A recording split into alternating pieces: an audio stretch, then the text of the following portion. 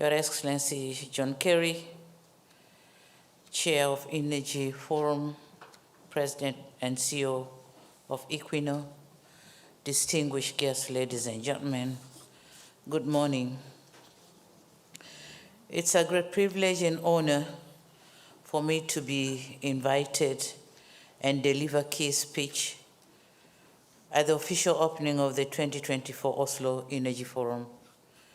This being my first time to address this gathering, which I consider important and relevant, let me acknowledge and applaud all those who put this meeting together. Ladies and gentlemen, as we navigate through the currents of rapid economic growth, technological advancements, and shifting demographics, this year's theme is befitting. It's befitting to the topic that tackle the question of creating action, transformation, change. I think our conversation should kickstart with a question, and the question is, what kind of transformation do we need? It is my understanding that the broad consensus on this central question is that we need transformation that will support low-emission, climate-resilient development. I wish to posit that attainment of this would require bold and collaborative solutions, both in public and private sector. At present, Africa contributes less than 5% of the global climate pollution. This notwithstanding, Africa suffers dearly from the effects of climate change. In my own country, Tanzania, despite our minimal contribution to global climate change, yet the net economic cost of addressing climate change is estimated to be 2 to 3% of our GDP per year. And thus, climate change is a matter of grave concern to us, the developing economies. During COP28, the international community resolved, among others, to transition away or to transit away from fossil fuels in the existing energy systems with a view of achieving net zero emissions by 2050. The question here is how this transition can be a success without additional adverse effects on developing countries. We know, for instance, that greater or greener energy technology is not only more expensive, but also not readily available in the most developing countries. So for practical reasons, energy transition in developing countries should be paced and properly coordinated. That being said, however, we might not have technology for greener energy, but Africa has the raw materials needed for this purpose. For instance, 40% of global reserves of cobalt, manganese, and platinum are found in Africa. So there is a role that Africa can play in the transition towards greener energy. In creating actions for transformation change towards a low-emission development path, several things are inevitable. First and foremost, with fossil fuels being the largest source of carbon dioxide emission, our conversation must begin with underscoring the need to phase out fossil fuels.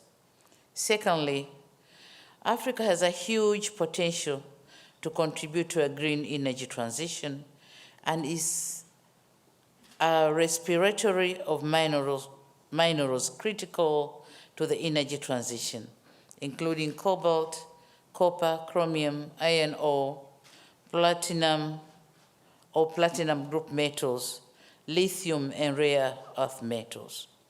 These resources are essential for manufacturing electric vehicle components and renewable energy technologies.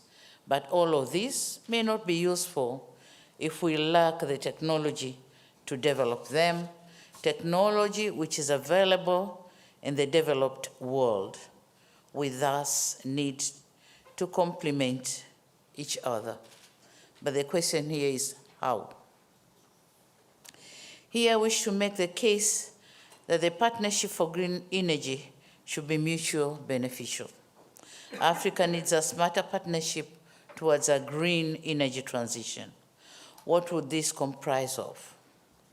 This would entail collaboration to establish low carbon intensive manufacturing facilities within Africa, and thus veering away from the current model of raw minerals export to energy equipment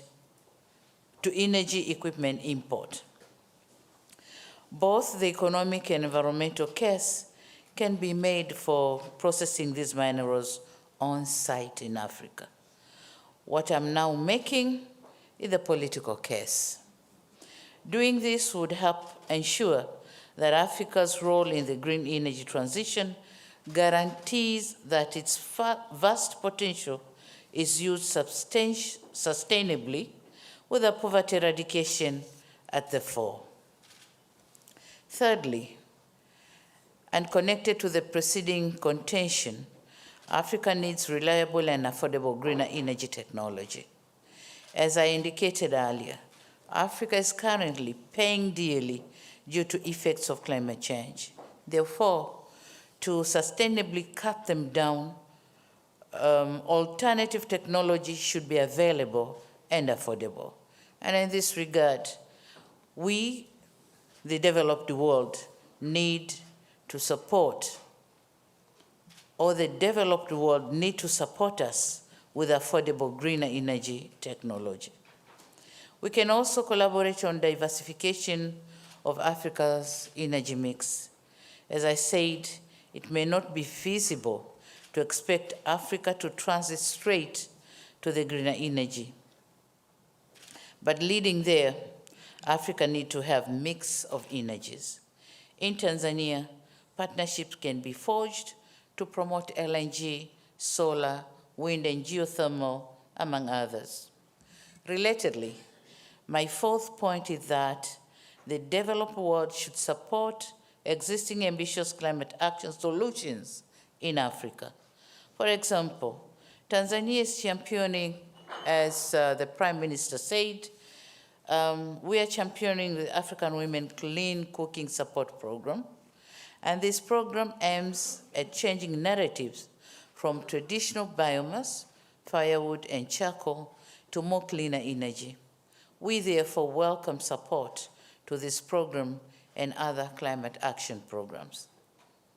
I'm honored that Tanzania will co-chair the International Summit on Clean Cooking in Africa, co-organized by Norway and the International Energy Agency in Paris, May this year. The AWCC-SP program will also complement to our national strategy for clean cooking energy, aiming at ensuring that 80% of Tanzanian women use clean cooking energy by 2033. Dear participants and distinguished delegates, our commitment to the United Nations Framework Convention on Climate Change and the formulation of our national determined contribution hold significant weight. However, the question arises, where is the support for our energy sector? While our plea echoes through each conference to the parties' meetings, tangible progress remains elusive. International support and concerted collaboration are the cornerstone of our impact. In conclusion, and in a nutshell, the goal for transformational change is set. We seek a low-emission, climate-resilient development pathway. The necessary action for this will require joint efforts, and the developed countries should be part of these collaborative solutions. Given the resources Africa has, the continent is a critical part of the solution. As such, I wish to stress on the need to forge smart partnerships that will avail affordable green energy technologies, bridge the existing investment gap in processing critical minerals in Africa, and diversify Africa's green mix. As I conclude, ladies and gentlemen, let me reiterate my call for complementing one another towards fostering a more inclusive, equitable, sustainable development path through the renewables. 1.5 is very much possible. Let act and stop the rhetoric. I thank you all for your kind attention.